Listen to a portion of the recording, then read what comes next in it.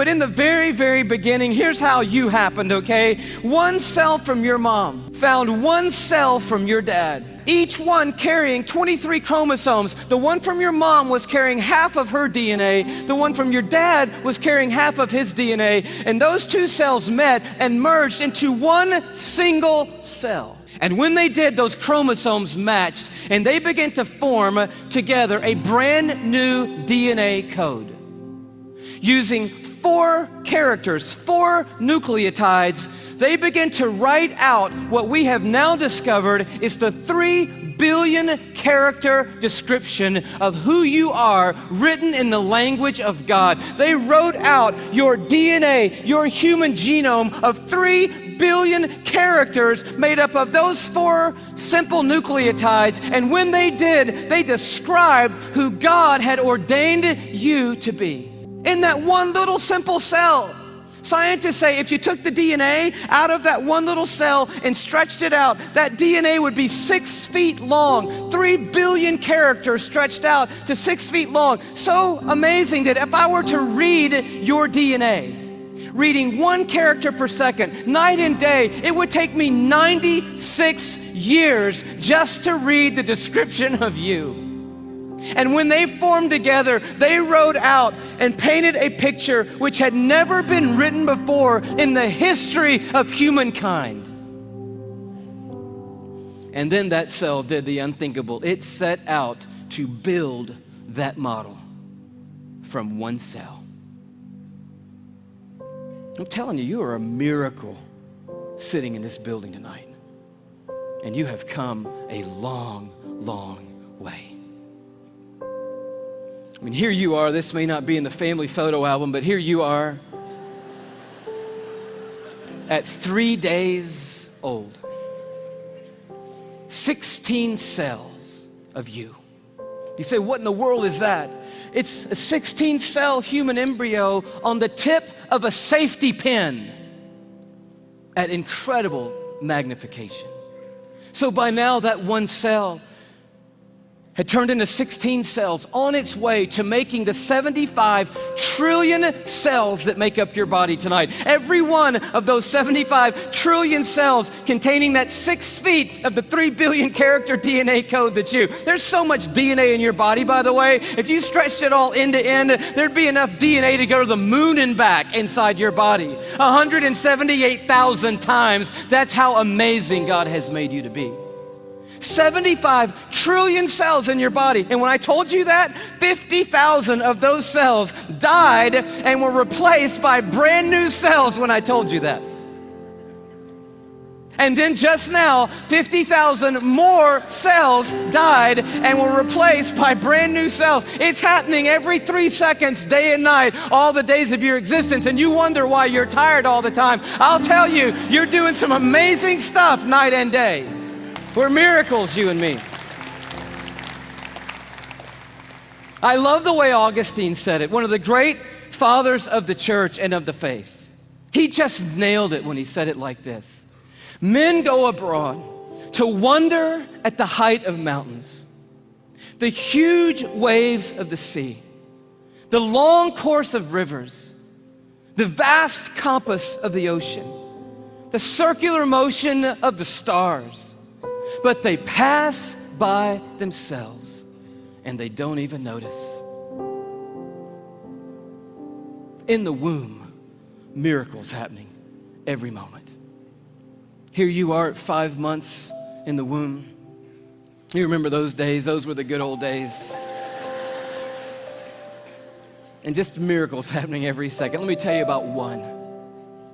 Million optic nerve endings left the optic nerve center of your brain in the womb, headed for 1 million optic nerves that had left your eye. And they had to meet and match their exact partner, 1 million looking for 1 million. And when they found their exact partner out of 1 million and matched up together, in that instant you had sight. And anyone would tell you that to this moment, the most technologically advanced thing on planet Earth is your eye. Oh, but it didn't do you any good because when that moment happened, you just had one piece of skin completely covering your eyeball.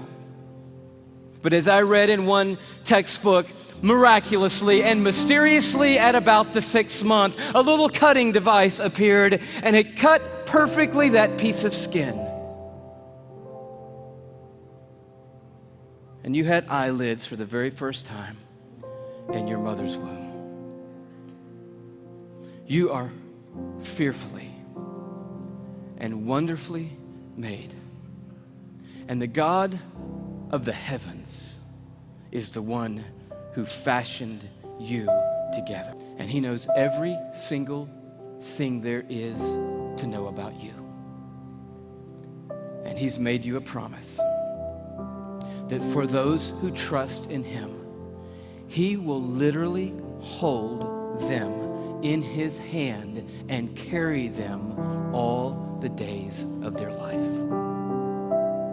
This Psalm 33 that talks about a star-breathing God turns an interesting corner. It says, for he spoke and it came to be. He commanded and it stood fast. That's power and awe. But now it gets very personal. From heaven, the Lord looks down and sees all mankind. From his dwelling place, he watches all who live on earth. He who forms the hearts of them all and is intimately acquainted with everything they do. And then he goes even further. And he says, the eyes of the Lord are on those who fear him, on those who hope in his unfailing love. And here comes his promise, to deliver them from death and to keep them alive in famine.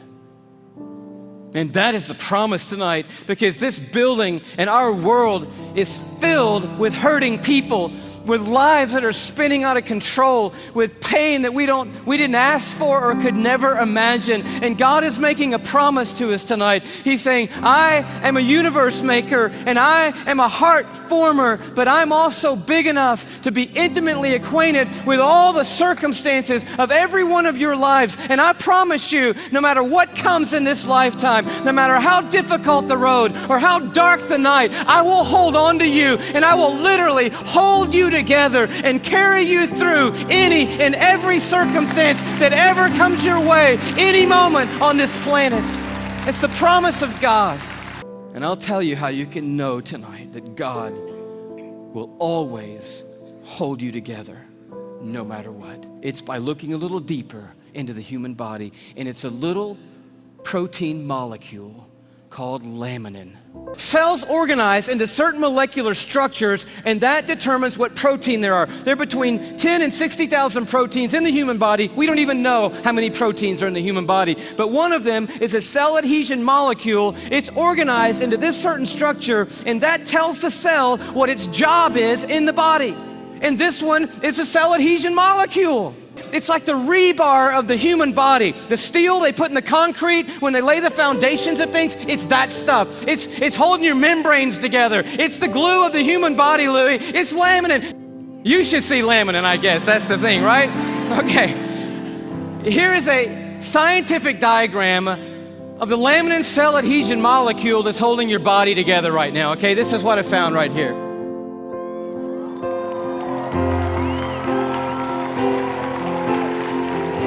No, come on, that's crazy. That's just crazy. I just can't believe it. I emailed that guy back so fast, I'm like, wow, wow, wow, wow, wow, what in the world? He said, you want to see an actual laminin molecule? Electron microscopic image of an actual laminin protein molecule. It looks just like this.